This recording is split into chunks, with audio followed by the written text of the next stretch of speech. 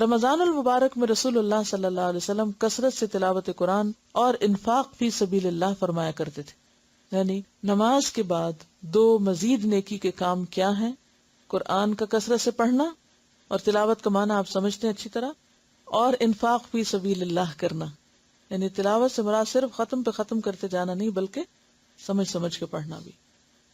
عن ابن عباس رضی اللہ عنہما قال كان النبي صلی اللہ علیہ وسلم اجود الناس بالخير وكان اجود ما يكون في رمضان حين يلقاه جبريل وكان جبريل عليه السلام يلقاه كل ليلة في رمضان حتى ينسلخ يعرض عليه النبي صلى الله عليه وسلم القرآن فإذا لقيه جبريل عليه السلام كان أجود بالخير من الريح المرسلة متفق عليه.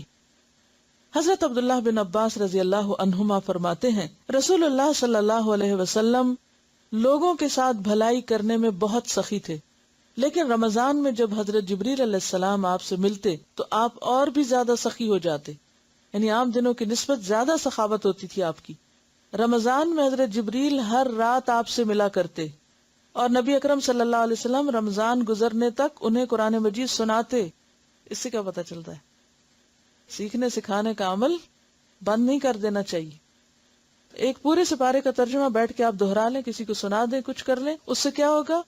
سبق بھی پکا ہو جائے گا اور یہ سنت بھی پوری ہو جائے گی کہ آپ صلی اللہ علیہ وسلم ہر رات جبریل سے ملاقات کرتے اور رمضان گزرنے تک انہیں قرآن مجید سناتے تھے. کیونکہ پڑھنا پڑھانا جو ہے افضل ترین عبادت ہے، یہ کبھی نہ بھولے آپ کو. جب جبریل علیہ السلام آپ سے ملتے تو آپ کی سخاوت تیز ہواؤں سے بھی زیادہ بڑھ جاتی. تیز آندھی جب چلتی ہے تو ہر چیز اس کی زد میں آ جاتی ہے. تو اسی طرح آپ کی سخاوت ایسی ہوتی کہ جس سے سارے فائدہ اٹھاتے. اسے بخاری اور مسلم نے روایت کیا ہے.